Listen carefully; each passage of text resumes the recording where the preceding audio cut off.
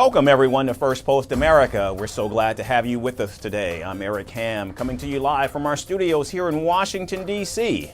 And over the next few minutes, we'll take you from the U.S. and around the world, covering all the top stories of the day. But before that, here's a look at the latest global headlines. U.S. officials say flights are being reduced by 10% in 40 of America's busiest airports nationwide starting Friday as the longest government shutdown in history continues. South Korea's defense minister says building a nuclear-powered submarine domestically is reasonable. Now, this comes a week after President Donald Trump said it would be built, however, in the United States. Hezbollah says it has a legitimate right to resist Israeli occupation and pledges support for the national army. The group emphasizes that although the country remains bound by a ceasefire, it is under no obligation to enter political negotiations with Israel.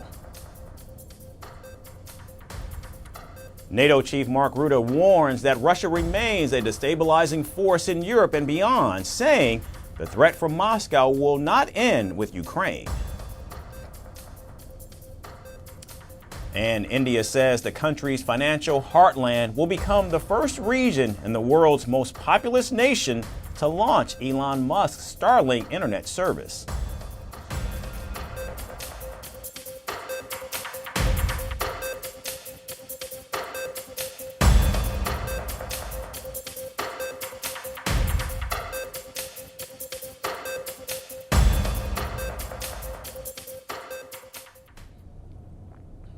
We begin here in Washington, where thousands of protesters gathered on Wednesday to mark the one-year anniversary of President Donald Trump's re-election with a rally titled "Trump Must Go Now." Demonstrators assembled near the National Mall before marching toward the Capitol, carrying placards demanding the president's removal from office. Participants vowed to continue their demonstrations until the president steps down.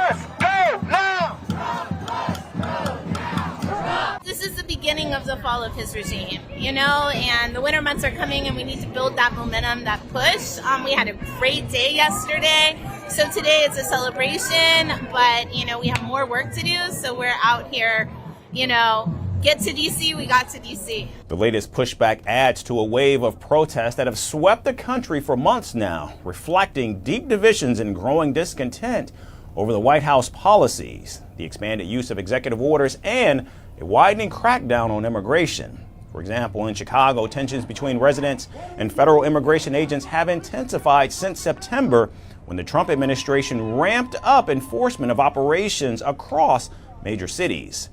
City neighborhoods have since transformed into pockets of organized resistance, with locals coordinating through social media to track movements of agents and alert one another of ongoing raids. ICE has already been here, kidnapping our neighbors, taking people who are trying to follow the due process that they talked about, right? Taking workers. ICE has been here. So the fact that they are not deploying National Guard, that they are not deploying a new infusion of federal agents, does not mean that our work is done. We stay vigilant. Federal officials, meanwhile, defend their actions, saying officers have faced harassment and physical threats while carrying out lawful duties. Now, according to the Department of Homeland Security, more than 3,000 people have been detained in Chicago since early September. These developments have fed into a broader national movement challenging what many see as authoritarian tendencies under President Trump's leadership. In fact, in the month of September, huge crowds took to the streets across 50 states as part of the No Kings protest, one of the largest nationwide demonstrations in recent memory. And per reports, an estimated 7 million people participated across the United States to protest against the Trump administration and its policies. I think that the state of the world that we are in right now is really horrible. I want my rights back. I'm pissed off. I need Trump out of office. And yeah, no kings. However, the protests were not just confined to the United States. Rallies were held in cities across Europe, including Berlin, Madrid, Rome, and London, as well as in Toronto, where demonstrators expressed solidarity with their American counterparts.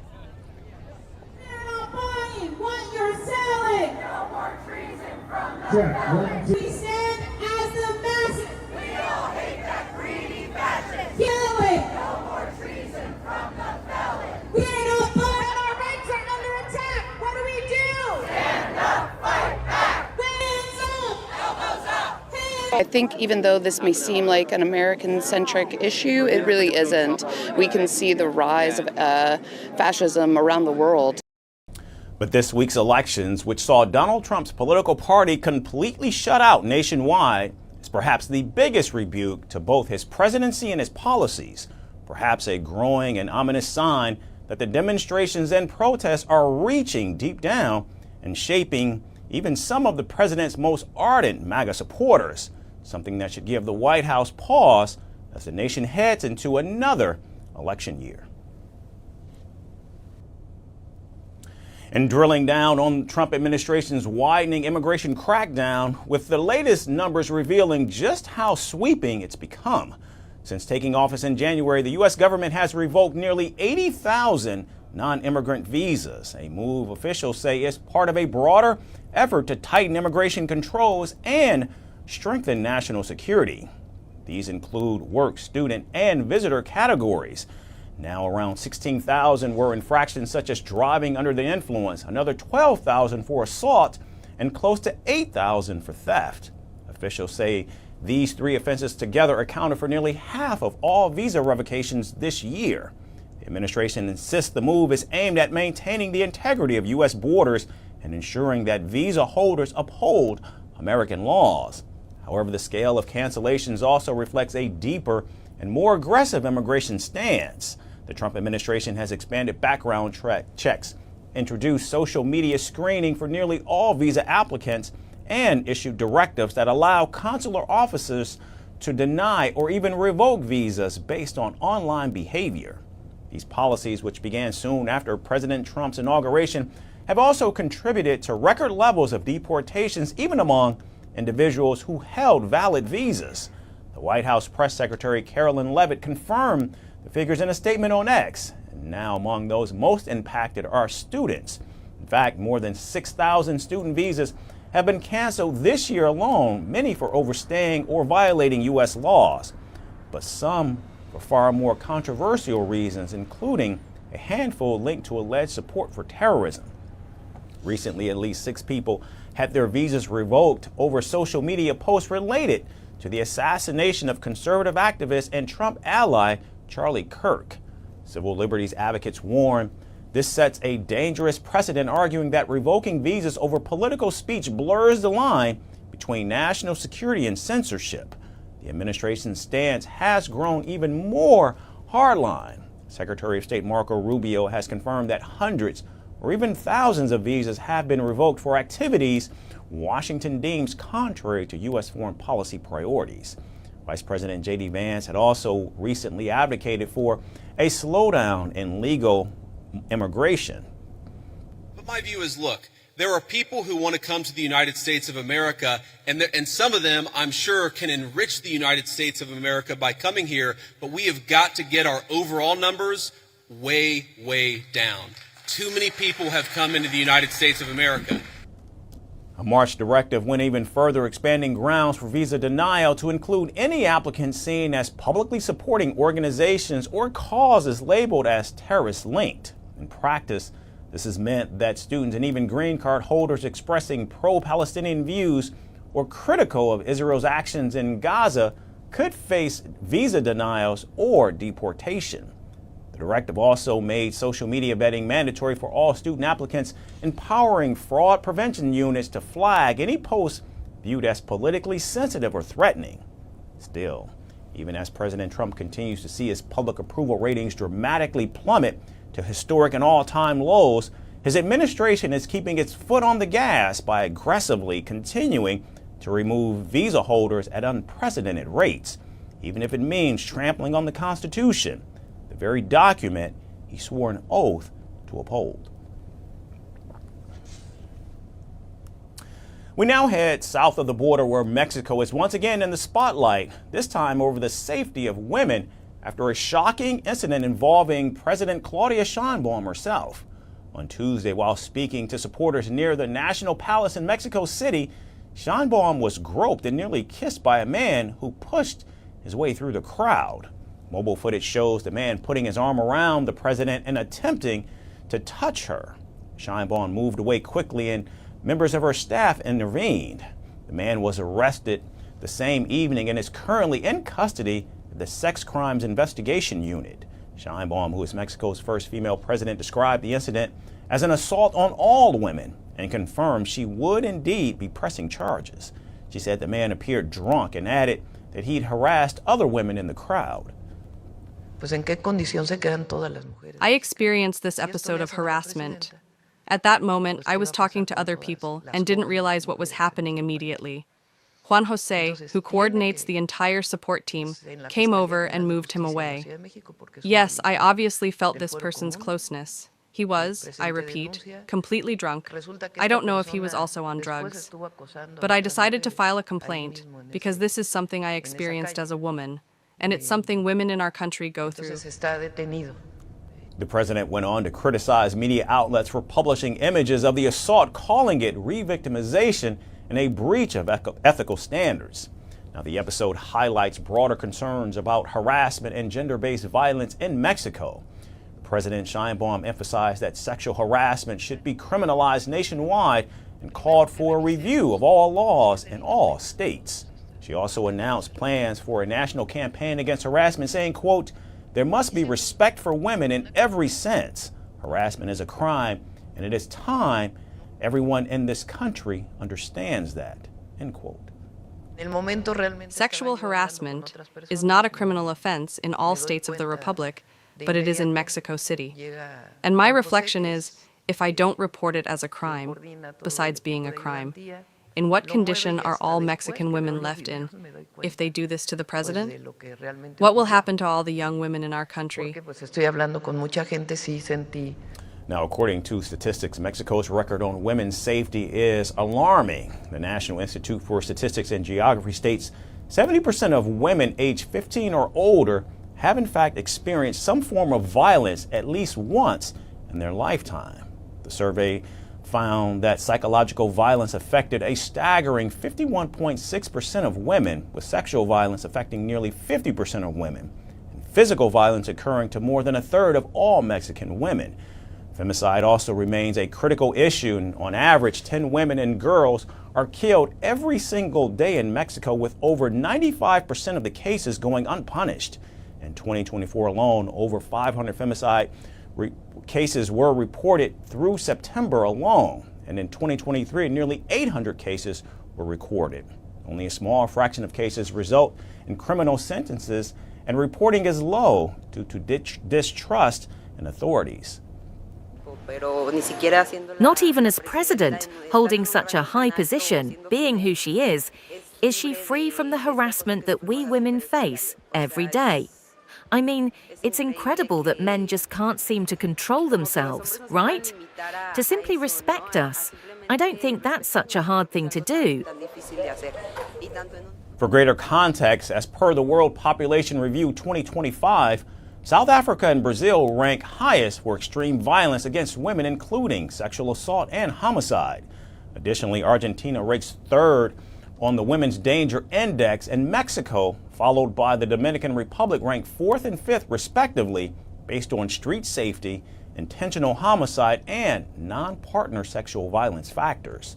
So as Mexico grapples with these systemic issues and seeing the president of the country, a woman, and one of the most popular and beloved global leaders fall victim to assault, will such a blaring spotlight on an endemic plague become the catalyst for change? My money is on Sheinbaum. They say fashion can speak louder than words, and for Michelle Obama, it once spoke volumes without uttering even a single syllable. 16 years ago, her sleeveless portrait as First Lady made headlines, sparked outrage, and revealed far more than bare arms.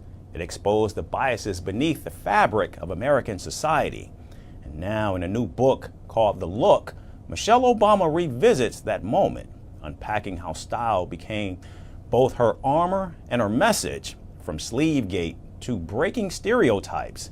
Now, this is not just a story about the former First Lady and what she wore. It's about how she redefined power one outfit at a time. Here's our report with more.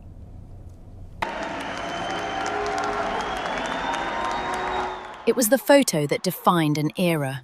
The former First Lady of the United States, elegant, confident, and sleeveless. 16 years after that iconic portrait, Michelle Obama is speaking out about what those bare arms really revealed.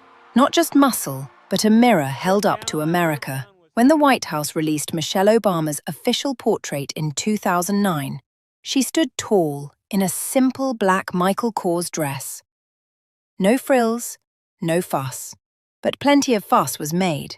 Her sleeveless dress caused what she now calls an uproar. Newspapers obsessed over her arms. Sleevegate, they called it. Others said she looked too casual, too informal, too something. In a new photo book, The Look, Obama reflects on how a fascination with her arms turned into something deeper, a way to otherize her. She writes that while every First Lady faces scrutiny, Hillary for her pantsuits, Nancy Reagan for her couture, this felt different. To her, it wasn't about fabric, it was about race. It was about a black woman being told she didn't quite fit the picture of what First Lady was supposed to look like. Obama shares how even her team once suggested she should soften her facial expressions on the campaign trail to avoid feeding the angry black woman stereotype. I can't remember the first instance I was described as angry by the press, only that it was often enough that articles and academic papers have since been written about the phenomenon. While I intellectually understood how that angry black woman trope could be used against me, and frankly, why black women should be angry, in these instances, I was simply speaking my truth. And when the former First Lady dressed down in shorts and a tank top on a trip to the Grand Canyon, one critic called her look common. That hurt, she admits, especially because the words came from a fellow black woman. I'd grown to expect this kind of commentary from men and political opponents, but it was upsetting to me that a fellow black woman would contribute to the pile-on. We were 7 months into a brand new administration, and I was the first black First Lady trying to find my way. For Obama, fashion was never just fashion. It was politics stitched into fabric. Each outfit had to speak. About identity, about belonging, about strength. And yet she turned the very thing used to critique her, her style, into a statement of empowerment. She embraced young designers of colour, spotlighted underrepresented voices, and broke away from the traditional mould. At her first inaugural ball, instead of the expected Oscar de la Renta, she wore a Jason Wu gown from a then little-known Taiwanese-Canadian designer. That single dress made fashion history and launched Wu's global career. In The Look, she reflects not on what she wore, but on what those choices meant. Her clothes became her conversation with the world about visibility, identity, and power. After all these years, that sleeveless dress isn't just remembered for what it showed, but for what it stood for. Because when Michelle Obama bared her arms, she wasn't breaking a dress code, she was breaking a stereotype. And that, perhaps, is the most powerful look of all. And today we end in Hollywood. Meghan Markle is back to doing what she does best after nearly 8 years, keeping the spotlight firmly where it belongs. After trading tiaras for TV deals and palace life for podcasts, the Duchess of Sussex is making her grand return to acting, and this time it's with an all-star Hollywood cast. From Suits to Santa Barbara, Meghan's stepping back under the studio lights. And yes, social media already has thoughts. Here's more. Meghan Markle is back. Not on the Buckingham Palace balcony, but under the studio lights. After an 8-year hiatus, the Duchess of Sussex is returning to acting with a cameo. She will reportedly star in a new comedy production titled Close Personal Friends. The film, currently being shot around Los Angeles, stars Lily Collins, Brie Johnson, Jack Quaid, and Henry Golding. It follows a regular couple who, on a trip to Santa Barbara, befriend a celebrity pair, and then watch boundaries blur faster than Meghan's relationship with the tabloids. Markle will play a small cameo role. According to reports, she was swamped with offers, but this one felt right. Reports describe the role as a gentle toe back in the water. Markle last acted in 2017, bowing out of Suits, where she played paralegal Rachel Zane. This was just before she married Prince Harry and officially checked into the royal life. In an interview, she had stated that she has ticked the box and wants to focus on her new role as Duchess. Then, in 2020, the couple stepped down from their royal duties and moved to the United States of America. Fast forward to 2025, and she seems to be ticking that box again. But this time it's marked Hollywood Comeback. She has previously appeared in Horrible Bosses, Get Him to the Greek, and Remember Me. The production's location in Santa Barbara, conveniently close to the Sussex's Montecito mansion, also makes it clear Meghan won't be sacrificing much commute time for her craft. After all, if your local neighborhood is a celebrity magnet, why not shoot a film about celebrity neighbors? And obviously, social media had opinions. One user quipped that they're going to need a mountain of soft focus to make the Duchess of Mimi look anywhere close to her official age. Another didn't hold back either and stated that her acting's terrible. Someone else chimed in with a bit of déjà vu with a tweet that read, and I quote, "Didn't Meghan say back in 2022 that she'd never act again? Anyway, I'll take any cameo at this point." End quote. But not everyone was throwing shade. One fan gushed, "Oh, sweet Meghan, we've missed you on our screens. Can't wait to see you back." And then there was the inevitable cynic who stated, "Meghan Markle going back to acting is the funniest thing he has heard all week, and Amazon's paying for it." Since stepping back from royal duties in 2020, the couple has built their media empire through Archwell Productions, signing a lucrative Netflix deal rumored to be worth over $100 million.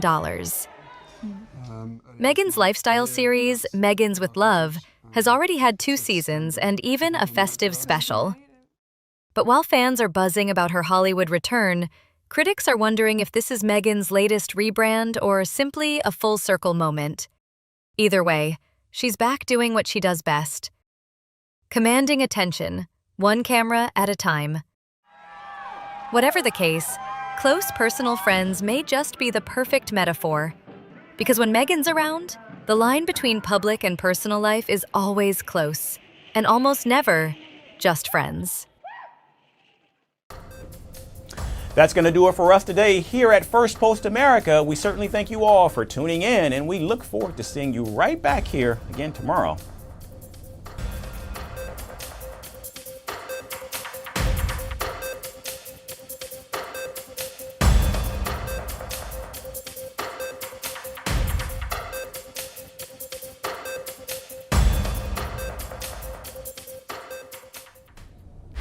Want the facts? The latest